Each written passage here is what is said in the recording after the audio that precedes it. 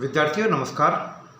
History by captain doctor Rajendra J Maan Singh ऐतिहासिक अध्ययन और अनुसंधान की इस कक्षा में मैं captain doctor Rajendra, associate professor, department of history, government Dungar college Bikaner, आप सभी का हार्दिक स्वागत और अभिनंदन करता हूं।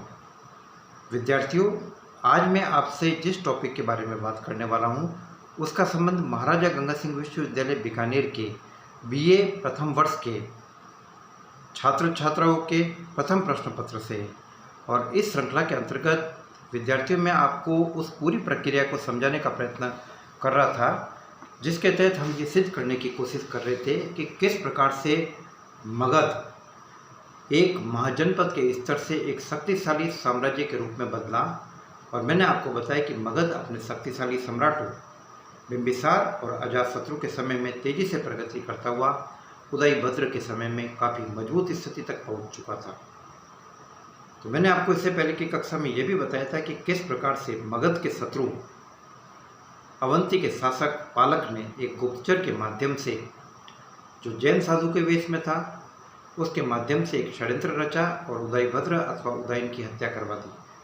विद्यार्थियों, उदय के 3 पुत्रों का हमें उल्लेख मिलता है, अनिरुद्ध, मुंड और नागदशक। तत्कालीन साहित्य में इन तीनों को ही पितृहंता के नाम से संबोधित किया गया है। तो पहले अनिरुद्ध, उसके बाद मुंड और बाद में नागदशक शासक बना। नागदशक को पुराणों में दर्शक के नाम से भी जाना गया है। विद्यार्थियों, इससे पहले की कक्षा में मैंने आपको ये बताया था कि इतिहास की एक प्रकृति यह भी है कि इतिहास अपने आप को दोहराता भी है। और एक बार फिर यहाँ पर इतिहास ने अपने आप को दोहराया। मगध का इतिहास भी दोहराव की प्रक्रिया से नहीं बच पाया। और जिस प्रकार से व्रादृत वंश के अंतिम शासक रिपुंजय के सामंत पुलिक ने अपने स्वामी का तख्ता पलट किया, ठीक उसी प्रकार की क्रांति हमें मगध में भी देखने को मिलती है। और मगध में हम देख रहे कि ये क्रांति दर्शक के राज्यपाल कहो या प्रधान अमात्य कहो या महामात्य कहो या सामंत कहो, शिशुनाग के नेतृत्व में हुई। वह शिशुनाग जिसे महावंश टीका में लिच्छवी राजा की वैश्या पत्नी से उत्पन्न पुत्र बताया गया है, जबकि पौराणिक ग्रंथ या पुराणों में उसे क्षत्रिय कहकर संबोधित किया गया है। चाहे जो भी हो, तत्कालीन ग्रंथों से ये जानकारी मिलती है कि मगध के शासक दर्शक के सामंतों, जनों, पौरों, महापौरों सभी ने मिलकर राजा के खिलाफ विद्रोह किया। और इस विद्रोह का नेतृत्व शिशुनाग ने किया और शिशुनाग को नया राजा बनाया गया। विद्यार्थियों, शिशुनाग के राजा बनने के साथ ही मगध के इतिहास में एक महत्वपूर्ण कदम यह उठा कि वह अवंती महाजनपद, जो कि शुरू से ही मगध के सम्राटों के लिए काफ़ी संकट का कारण बना हुआ था, वह अवंती जिसका शक्तिशाली शासक चंड प्रद्योत, उसका मूल नाम प्रद्योत था, लेकिन बौद्ध साहित्य में उसे उसकी ताकत के कारण, उसके पराक्रम के कारण चंड के नाम से जाना गया, चंडीय। तो इस चंड प्रद्योत की ताकत से मगध का शक्तिशाली सम्राट अजातशत्रु भी आशंकित और भयभीत था। और उसको ये लगता था कि चंड प्रद्योत ऐसा न हो कि मगध पर हमला कर दे, इसलिए उसने मगध की राजधानी के चारों तरफ एक सुरक्षा दीवार, एक प्राचीर भी बनवाई। लेकिन अजातशत्रु के समय में ये हमला हुआ नहीं। और धीरे धीरे आगे चलकर मगध और अवंती के बीच की राजनीतिक कटुता बढ़ गई। और कटुता इस सीमा तक बढ़ गई कि हम देखते हैं कि अवंती के शासक पालक ने किस प्रकार से गुप्तचर के माध्यम से षड्यंत्र करवाकर मगध शासक उदयभद्र अथवा उदयन की हत्या करवा दी। तो ऐसी स्थिति में शिशुनाग ने अब अपनी ताकत इकट्ठी करके अवंती पर हमला किया और अवंती के अंतिम शासक अवंतीवर्धन और उसके एक भाई मणिप्रभ को परास्त किया और अवंती को मगध साम्राज्य की सीमाओं में शामिल कर लिया गया। अवंती पर अधिकार का एक कारण यह था कि इसका आर्थिक महत्व भी था, क्योंकि यहाँ से व्यापार और वाणिज्य के लिए कई रास्ते खुलते थे। तो मगध की आर्थिक समृद्धि की दृष्टि से भी अवंती पर अधिकार करना जरूरी था। इसके अलावा शिशुनाग ने प्राचीन राजधानी गिरिवज्र के अलावा वैशाली को भी अपनी राजधानी का एक महत्वपूर्ण केंद्र बनाया और वैशाली भी साम्राज्य की राजधानी के रूप में प्रतिष्ठित हुआ। शिशुनाग के बाद हमें अगले शासक के रूप में काकवर्ण कालाशोक का उल्लेख मिलता है। उसे महानंदी के नाम से भी जाना गया है और कालाशोक के समय की सबसे महत्वपूर्ण घटनाओं में से एक घटना थी द्वितीय बौद्ध संगीत का आयोजन। ऐसा माना जाता है कि जब कालाशोक के शासन के 10 वर्ष बीत गए तब बुद्ध के महापरिनिर्वाण को लगभग 100 वर्ष व्यतीत हो चुके थे। यानी दूसरे शब्दों में हम कहें तो हम ये देखेंगे कि किस प्रकार से लगभग 100 वर्ष बीत जाने के बाद बुद्ध के महापरिनिर्वाण के एक बौद्ध संगीति का आयोजन किया जा रहा है। विद्यार्थियों, यह बौद्ध साहित्य के इतिहास में द्वितीय बौद्ध संगीति के नाम से जानी जाती है और इस संगीति का मकसद ये था कि पूर्वी क्षेत्रीय भिक्षुओं और पश्चिमी क्षेत्रीय भिक्षुओं के बीच में बौद्ध धर्म से संबंधित नियमों को लेकर किन किन नियमों को अंगीकृत किया जाना चाहिए और किन को नहीं किया जाना चाहिए। एक्चुअली पश्चिमी भिक्षु पूर्वी भिक्षुओं द्वारा अपनाए गए नियमों को त्याज्य बता रहे थे, छोड़े जाने योग्य बता रहे थे। तो इस बात के ऊपर फैसला करने के लिए द्वितीय बौद्ध संगीति का आयोजन किया गया।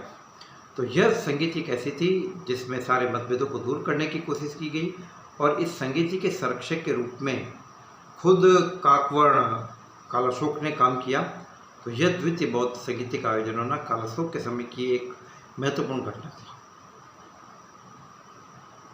अब देखिए, फिर हम परिवर्तन की बात करते हैं। मगध जहाँ पर व्रात्य संस्कृति का बोलबाला था और जहाँ पर अमात्यों द्वारा राजा का सत्ता परिवर्तन किया जाना एक सामान्य बात थी, इस बार फिर षड्यंत्र के द्वारा सत्ता परिवर्तन हुआ और बाण भट्ट के हर्ष चरित्र से ये जानकारी मिलती है कि काकवर्ण कालाशोक की हत्या एक षड्यंत्र के द्वारा किसी व्यक्ति ने छुरे से उसका गला काट कर दी और इस षड्यंत्र का नेता जिस व्यक्ति को बताया जा रहा था वह था महापद्मनंद। वह महापद्मनंद जिसे पुराणों में हीन उत्पत्ति से जोड़ा गया है, यानी उसके वंश को काफ़ी हीन बताया गया है, समाज की निम्न वर्ण व्यवस्था से वो ताल्लुक़ रखता था। और इसके अलावा यूनानी इतिहासकारों डायोडोरस और कर्टियस ने भी उसे नापित या नाई के संतान के नाम से संबोधित किया गया। ऐसा कहा जाता है कि महापद्मनंद काकवर्ण कालाशोक और उसकी पत्नी का विशेष कृपा पात्र था और उसने सम्राट की हत्या करवा दी और उसके बाद सम्राट के पुत्रों के नाम से उनका संरक्षक बनकर उसका शासन किया और धीरे धीरे उसने सत्ता पर पूरी तरीके से नियंत्रण कायम कर लिया। और महापद्मनंद के नेतृत्व में जिस राजवंश की स्थापना हुई, विद्यार्थियों, वह नंद राजवंश के नाम से जाना जाता है और नंद राजवंश एक शक्तिशाली राजवंश के रूप में था और महापद्मनंद के समय में मगध साम्राज्य की ताकत अपनी सर्वोच्च सीमा पर अपनी चरम सीमा पर पहुंच गई। महापद्मनंद जिसे एक राट की उपाधि धारण की, महापद्मनंद जिसे सर्व छत्रांतक कहा जाता था, क्षत्रियों का अंत करने वाला महापद्मनंद जिसे कि अपने आप को दूसरा परशुराम कहा। महापद्मनंद की विजय और उपलब्धियों की जानकारी हमें कलिंगराज खारवेल के हाथी गुफा अभिलेख से मिलती है, जिससे ये जानकारी मिलती है कि नंद राजा ने हमला किया और जिनसेन की प्रतिमा को वहाँ से उठा कर ले गया। इसी के अलावा नंदों के द्वारा कुंतल प्रदेश की विजय की जानकारी भी 12वीं सदी के अभिलेखों में मिलती है। तो ऐसा कहा जाता है कि महापद्मनंद काफ़ी शक्तिशाली शासक था और महापद्मनंद के बाद स्थापित इस नंद वंश के बारे में कहा जाता है कि यहाँ पर महापद्मनंद के 10 पुत्रों ने मिलकर शासन किया और इस वंश के अंतिम शासक के रूप में हमें धनानंद का उल्लेख देखने को मिलता है। धनानंद जिसे यूनानी साहित्य में यूनानी इतिहासकारों ने अग्रमीज कहा गया है। Agrammes that means related to the Ugrasen. Mahapadmanand का एक नाम उग्रसेन भी था। तो ऐसा कहा जाता है कि उग्रसेन का वंशज अग्रमीज। तो धनानंद एक ऐसा व्यक्ति था जिसके समय में मगध की ताकत काफ़ी चरम सीमा पर पहुंच गई और उसका सेनापति था भद्रशाल। ऐसा कहा जाता है कि उसकी सेना में 2 लाख के आसपास पैदल, 20,000 के आसपास अश्वारोही और 3000 के आसपास हाथी थे। ये काफ़ी, इसके अलावा रथी भी थे। ये काफ़ी विशाल सेना थी और कहा जाता है कि जब अलेक्जेंडर द ग्रेट, सिकंदर महान की सेनाओं को इस बात का पता चला कि उधर गंगा घाटी के पूर्व की तरफ, गंगेरीडाई के ईस्टर्न इलाके की तरफ शक्तिशाली धनानंद शासन कर रहा है, तो कहते कि अलेक्जेंडर की सेनाओं की हिम्मत टूट गई। सिकंदर के लाख समझाए जाने के बावजूद सिकंदर की सेनाओं ने आगे बढ़ने से इनकार कर दिया, धनानंद की ताकत से भयभीत होकर। वो धनानंद जिसके बारे में कहा जाता था कि उसने गंगा घाटी की उपत्यका में 80 करोड़ स्वर्ण मुद्राएं छुपा कर रखी थी, वो धनानंद जिसके बारे में कहा जाता है कि उसने जनता से हर प्रकार से कर वसूल किया। तो इस धनानंद के समय में मगध की ताकत अपनी चरम सीमा पर पहुंची और धनानंद के अंतिम समय में मौर्य राजवंश के संस्थापक चंद्रगुप्त मौर्य ने अपने ब्राह्मण प्रधानमंत्री कौटिल्य और चाणक्य की मदद से धनानंद को रास्ते से हटाया और नंद वंश का खात्मा हुआ। और इसके साथ ही भारतीय इतिहास में एक नवीन राजवंश की स्थापना होती है, विद्यार्थी, जो मौर्य राजवंश के नाम से जाना जाता है। तो किस प्रकार से चंद्रगुप्त मौर्य और चाणक्य ने धनानंद के साथ संघर्ष किया, उस विषय की जानकारी मैं आपको मौर्य राजवंश के बारे में जब मैं आपको जानकारी दूंगा तब मैं उस बारे में बात करूंगा। अपने स्वास्थ्य का ध्यान रखिए, स्वस्थ रहिए और किसी भी प्रकार की इतिहास से संबंधित कोई समस्या हो तो आप मेरे से बेशक 9928482295 पर व्हाट्सएप के जरिए संपर्क कर सकते हैं। जय भारत, जय हिंद।